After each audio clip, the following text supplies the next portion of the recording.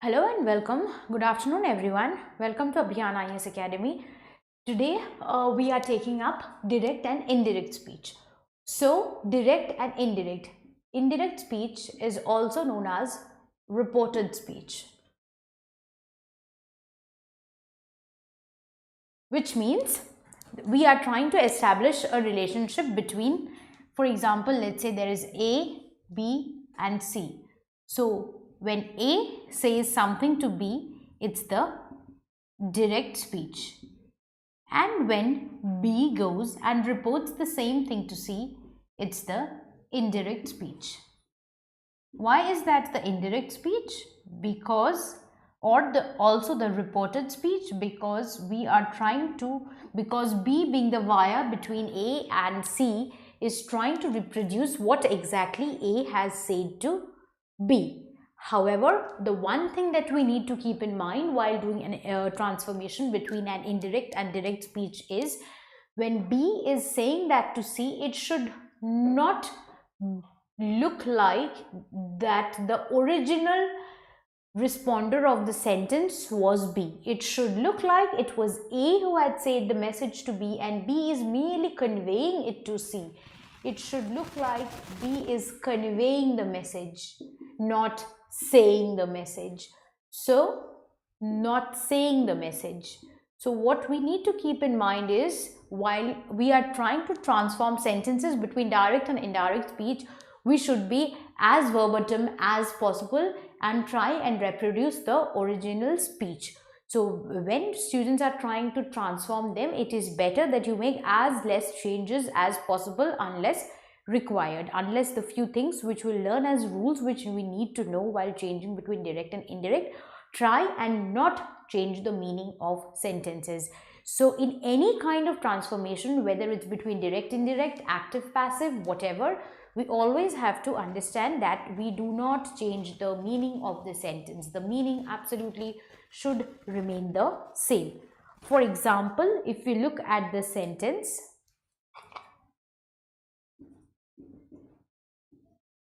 Rama said, I am busy now. How will we transfer this sentence into the indirect speech?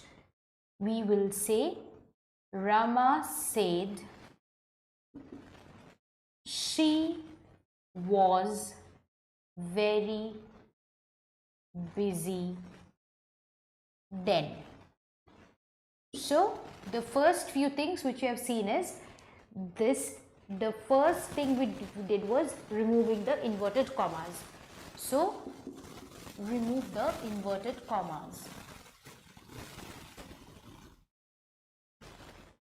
That is the first thing we shouldn't make mistake about. Also, if not just the inverted commas, if there are question marks, exclamations, any sort of question marks, exclamation marks, all these changes, and when we are trying to report it, it becomes just a statement. Because, for example, if there's a sentence which says, how beautiful is the night, it is the speaker when he says or she says that how beautiful is the night, it is a sort of an exclamation. However, when the via or the medium tries to reproduce that for the next speaker or the next hearer, there is no longer the element of surprise. For example, if we say, how beautiful is the night,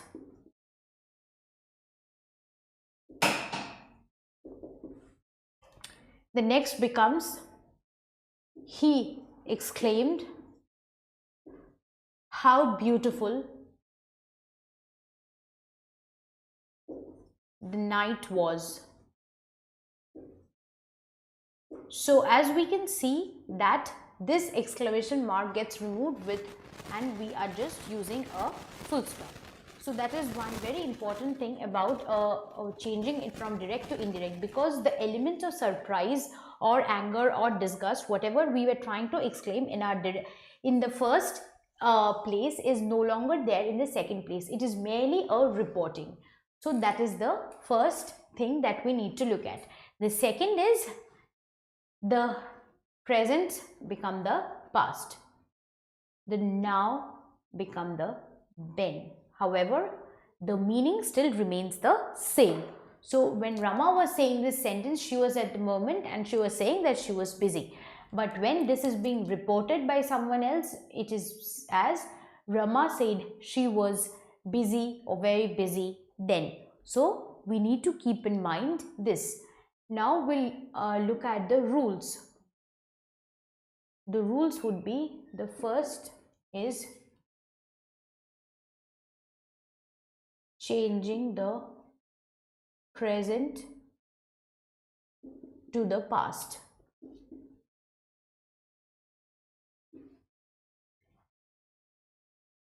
Next is changing the present continuous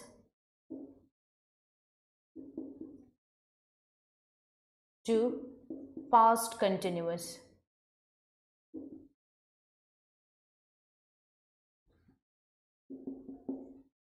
Changing present perfect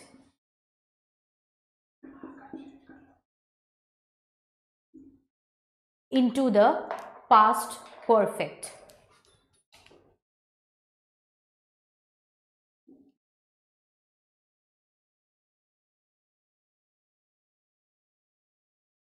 Also, a sentence which is just in the past tense would also get changed into past perfect. So now we'll see with examples how this happens. Changing the present into the past. So this we can see from here. I am has become was, if we are doing it for the present continuous tense. In the present continuous tense, it would be Ravi said, I am doing my homework. This changes as Ravi said he was doing his homework. So this is how we have changed the present continuous to past continuous. The am doing becomes the was doing. So if we have something in the present perfect, how will that change into the past perfect?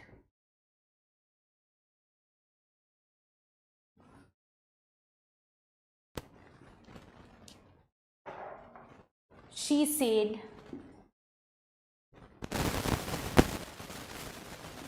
I have done it. She said that she had done it. So the have changes as had. And if we just have a sentence in the past tense, that would be represented as past perfect. For example, if we have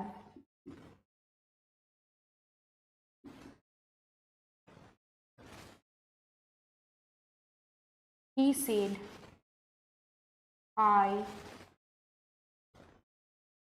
went to school. We change this as he said that he had been to school. So the went becomes the had been to school. So what is there in the past tense is transformed as being in the past perfect tense. So these are the first 4 rules. There are also other rules while we talk about the future tenses. So how do we do the future transformation between the future tenses? The easiest to understand would be when we are doing shall or will, which gets transformed into should or would. For example, if we say, she said, I shall be there. She said that she would be there. So we have managed changing the shall into the should or would. But remember, there's a difference between the should and the would, which does generally come under our modals. But if we are trying to consider it, should means something that is just obligatory. For example, if we say, I should not see you around the periphery of my house, which means a person is being strictly asked not to be seen around the house. You should go to school. One should not smoke. And in would or will, there is a volition, something that you do out of your own will. When she says, I would go there, it means no one is forcing her, nobody is pushing her, but she is going out of her own will. So that is one thing which we should keep in mind, whether we should replace this shall or the will with should or would. Then we can also have can. We can have the modals like can, may, which could become the could, might. So we have the modals also, which can change. There are a few more rules which happens while we are trying to look at the active passive, while we are trying to look at the direct indirect. So those changes would be like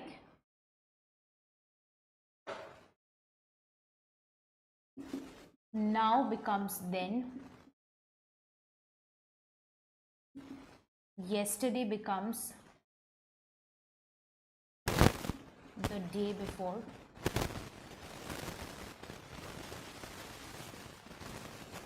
tomorrow becomes the day after,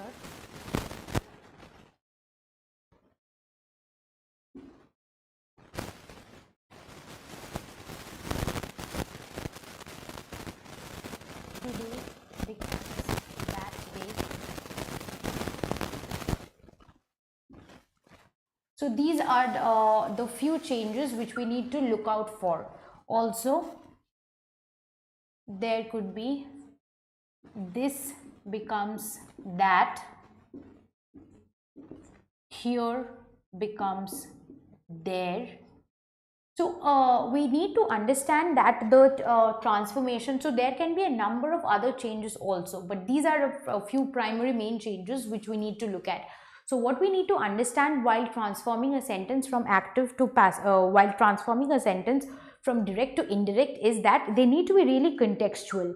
We need to understand that there has to be the proper transformation in terms of meanings of the sentence. So when we are trying to say, if also we can say ago becomes before. For example, if there is something called long ago, it can become long before. That's like when you say, if you say that I heard a story long ago, or my grandmother's told me a story long ago, it would be changing as long before. I heard a story by my grandmother long ago. Last night becomes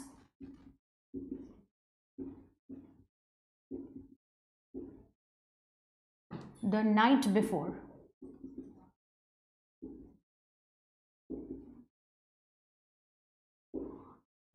So we should always keep in mind that while the transformation, using our common sense, we can decide a lot of the transformation that happens.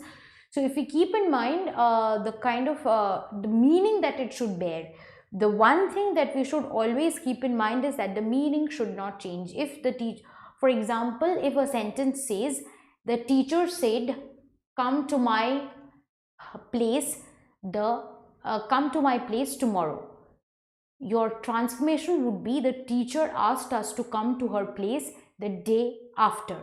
It shouldn't be the teacher said to me to come to her place the tomorrow. The tomorrow becomes replaced as the day after, because with using the day after, the meaning remains the same. Also, now let us look if we are trying to, as the one that we had briefly touched in the beginning, that we should also know to replace the the question marks as well as the exclamation marks. So in the question marks and the exclamation marks, what happens is, if there is a question, he asked me what are you doing? That is transformed as he inquired me. We can use a number of words. He inquired, asked, questioned, any of those, me as to what I was doing.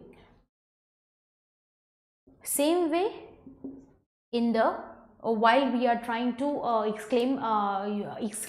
exclamations, sentences with exclamations are which are trying in which we are trying to use a sudden sense of anger, disappointment, disgust, worry, any of those. So she exclaimed,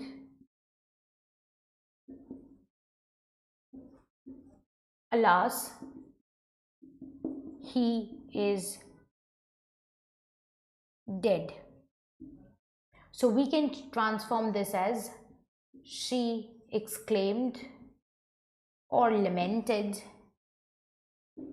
that he was dead. Mind you, we do not repeat the word alas again, because we are already doing that, and instead of alas we are using, instead of that we are replacing it with exclaimed or lamented that he was dead. However, there is something that we always need to keep in mind, which is when we do not change the verb form. The only case is when they are universal truths. For example, if it is like the teacher said the sun rises in the east. We need to understand, when we transform a sentence like this, we will not make this rose. We will say the teacher said the sun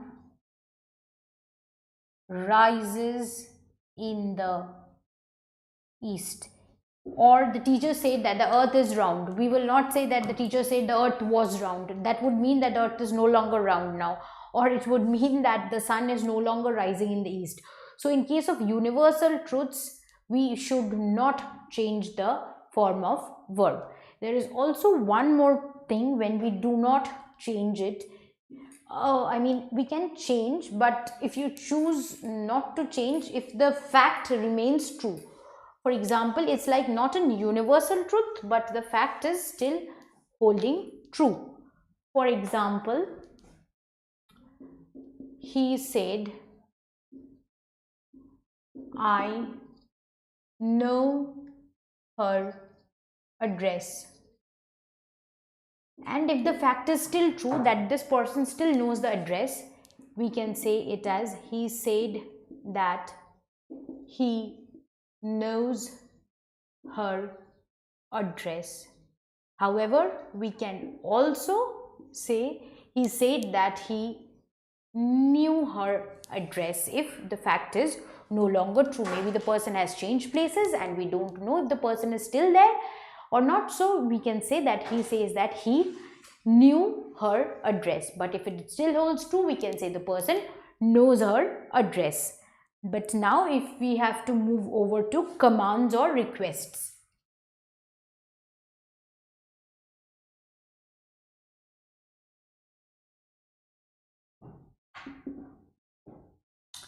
It is like the teacher said,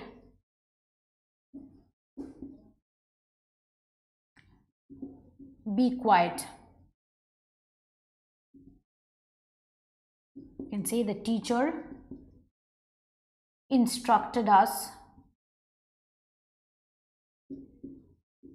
to be quiet. So in case of commands and requests, when we have something like be quiet, it could be instructions, it could be orders. So we can say instructed. Try not using the same word again and again. Instructed, ordered, commanded. Anything can be used for the commands. If it is a request, these are used for commands. If it's a request, we can use the word requested itself.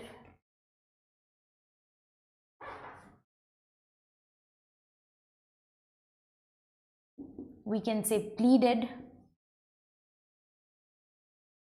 We can say politely asked. Any of these. For example, if there is a sentence like, he said, please wait for me till I return. So it would be like, he requested, it could be he requested, he pleaded, or he politely asked me to wait till he returned.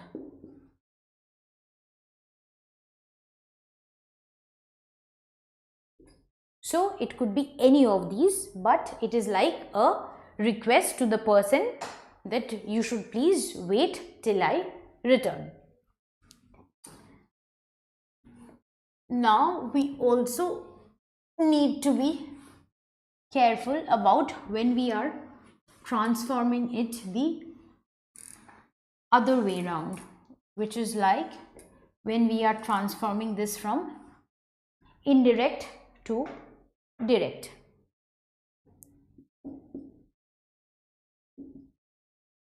Indirect to direct.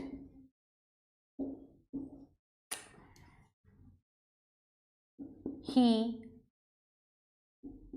asked me not to go there. We can say he said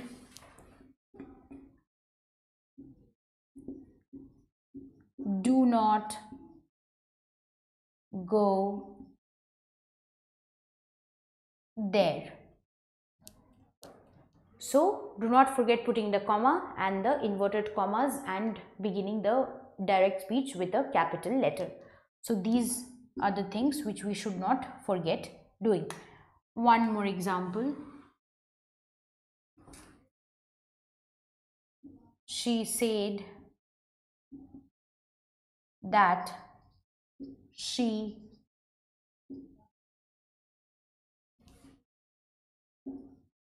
was really tired.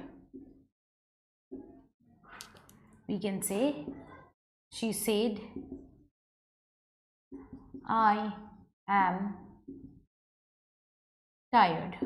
So again, do not forget putting the inverted commas. Also do not forget putting the beginning with the capitals. So these are the things which we should keep in mind while we are changing it from indirect to the direct speech.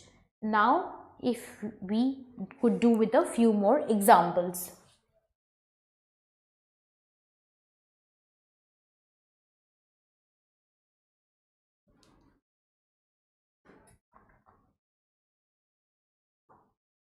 He said, I have often told you not to play with fire.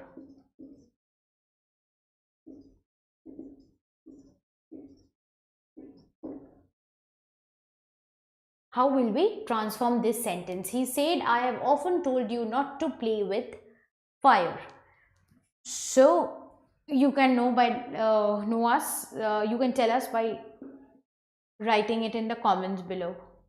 He said that he had often told me not to play with fire. So then if we go over to one more example, you all have done very badly, said the teacher. So what can we do for that? You all have done very badly. We can say the teacher exclaimed that we all had done very badly, or the teacher had said we all had done very badly. Then if we have a sentence, I will avenge all your wrongs, he promised.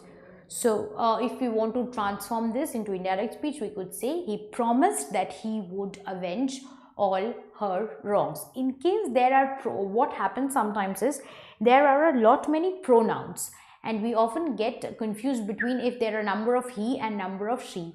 If you have a name in place of a pronoun, try using the name in case so that you yourself do not get confused while trying to transform those sentences. So that could be one very good exercise to remember. And so the things which we did while doing the direct and the indirect speeches are could be we should keep in mind the rules, like how we should keep we should remember the tenses in which we are transforming one from another. Keep in mind the tenses, keep in mind the modals that you are changing, keep in mind whether you are using it in the past, present, or the past perfects. So that is one thing. And also remember if you are using the continuous form of the sentences. Other than that, there are a few changes which are like the now changes to the then, the here changes to the there, this changes to that. These are the few changes which we need to keep in mind, and direct and indirect would be fairly easy if we just do a word by word conversion of the sentence and not try changing the meaning in a way like changing the entire meaning while we are trying to change the sentence and transform the sentence. That's why it's transformation of sentences and not really changing the sentences. So with all these, we hope that you all will be able to make the transformation between the direct and the indirect really easily. So that would be all for today. Thank you. Have a great day.